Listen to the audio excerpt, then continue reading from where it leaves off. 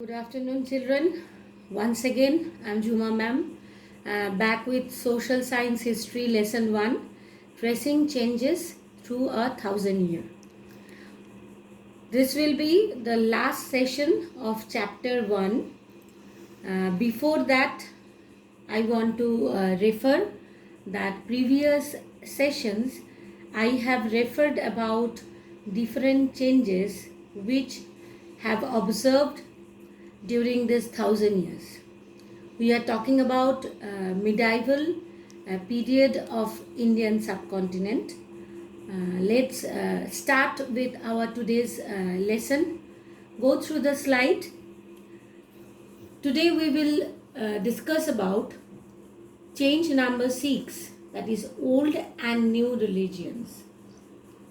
During this 1,000 years, old and new religions developed along with their unique features, and from this old religion new ideologies also developed. How it has happened we will discuss in detail. Go to the next slide.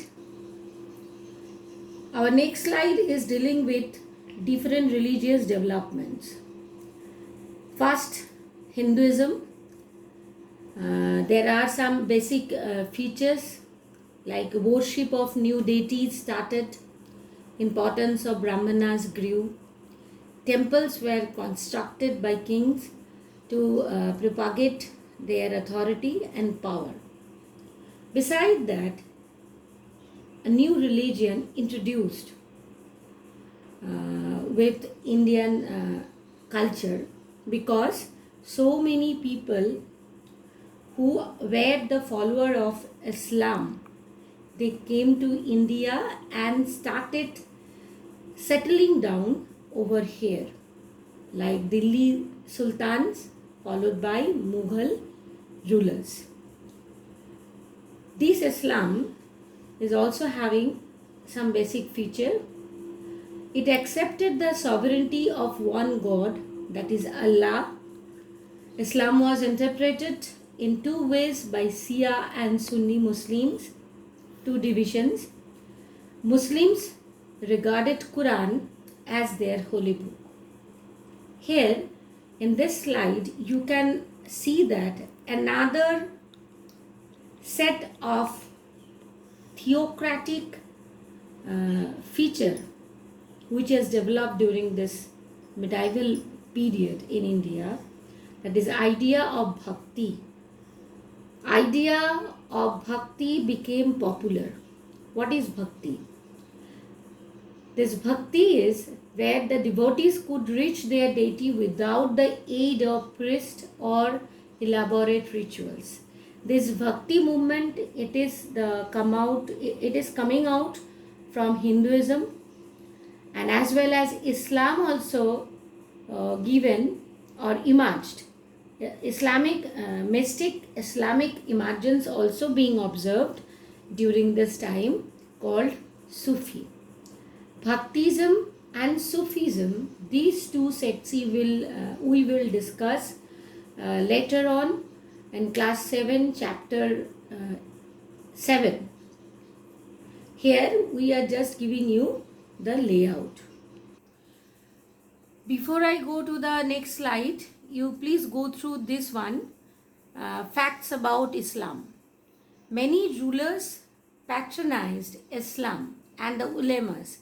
Who are ulemas? Ulemas are the learned theologians and jurists. Followers of Islam, there are two divisions, Shia Muslims and Sunni Muslims. The Shia Muslims believe that the Prophet Muhammad's son-in-law, Ali, was the legitimate leader of the Muslim community. And the Sunni Muslims accepted the authority of the early and succeeding leaders who are being called as Khalifas of their entire community.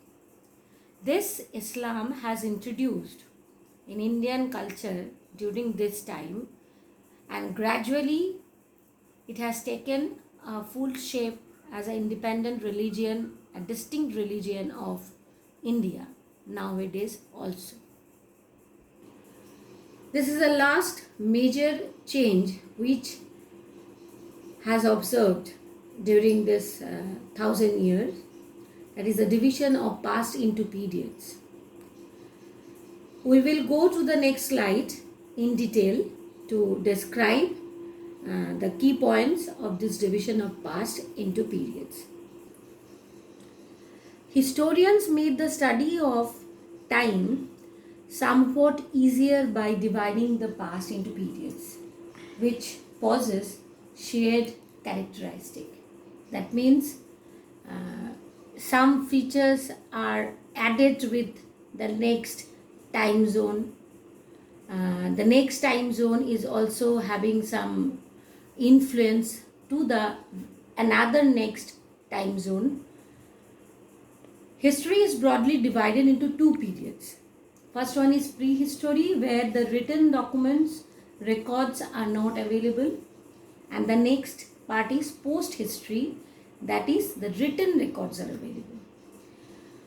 As prehistory is not having any written records, so historians, as well as with the evidences which have been excavated and explored by the archaeologists, they divided the time into three parts, that is Paleolithic age, Mesolithic age and the Neolithic age.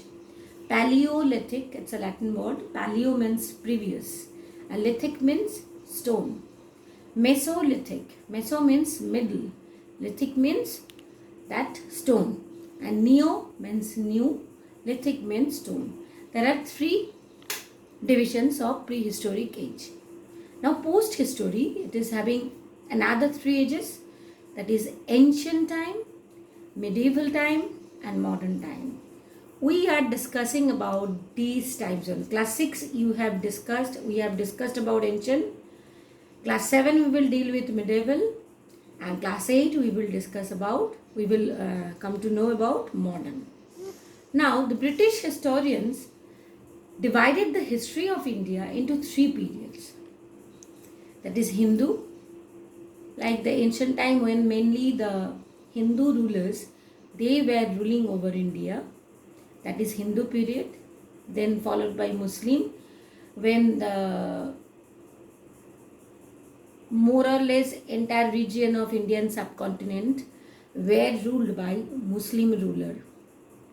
And the last part, the time when the British East India Company, followed by British or England, they ruled over India.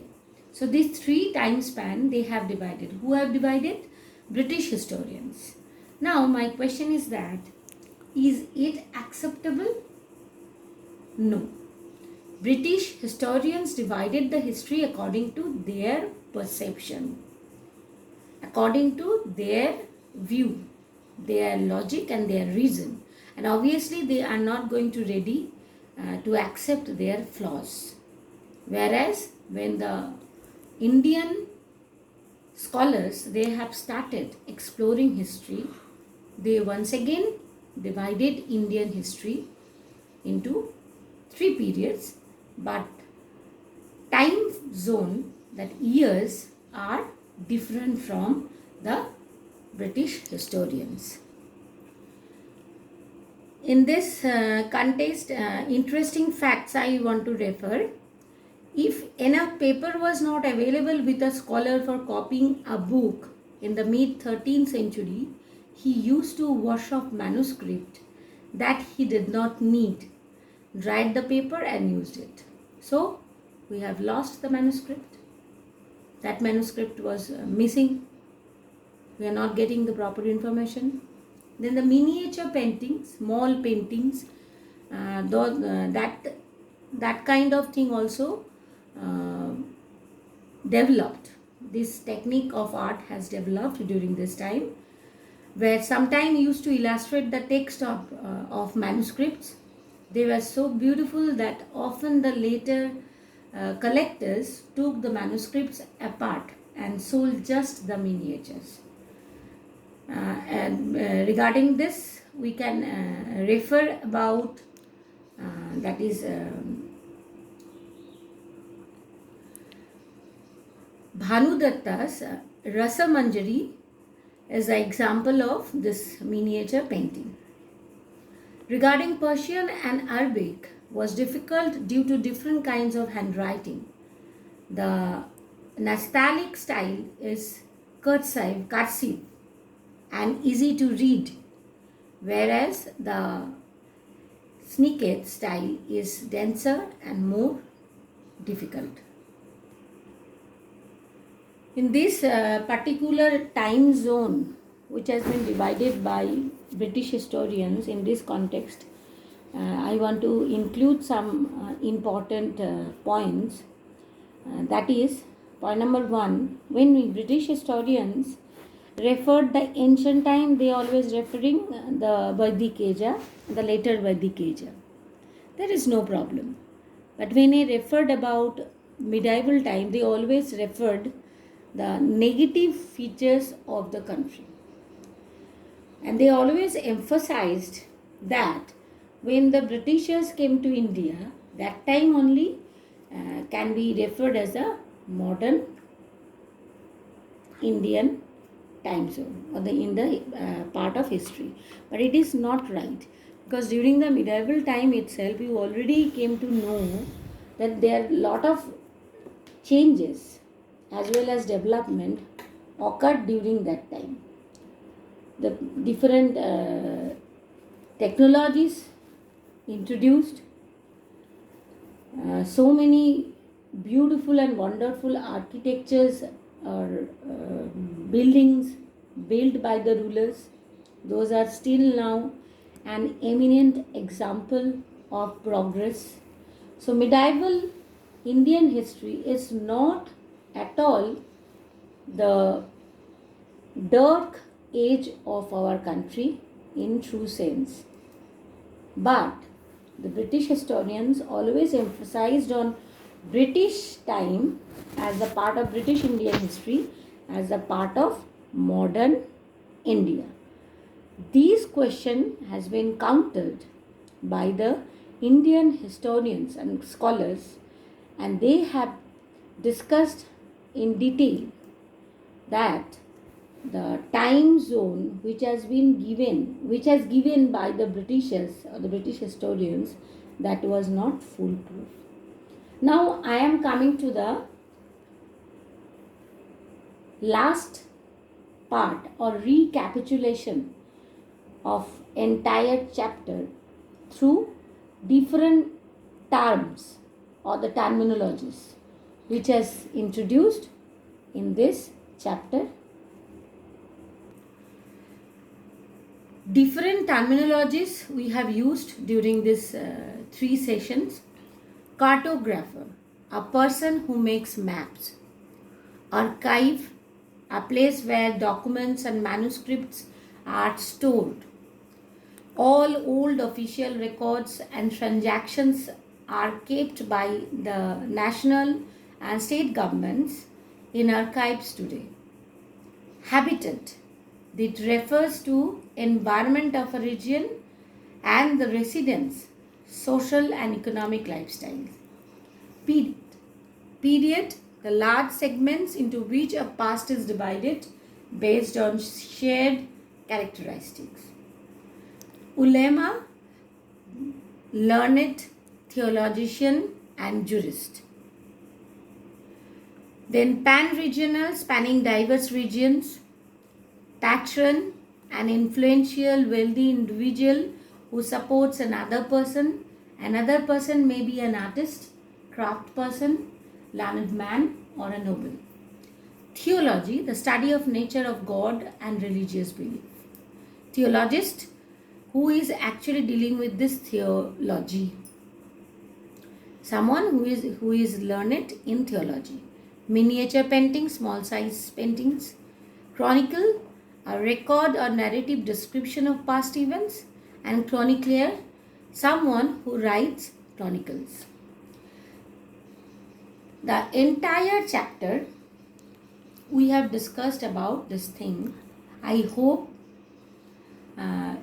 this session will help you to prepare the lesson nicely. I will be providing you question along with answers with this module. You will be getting it in a Word document in our school website. Prepare it nicely. If there is any query, then please write a mail to me.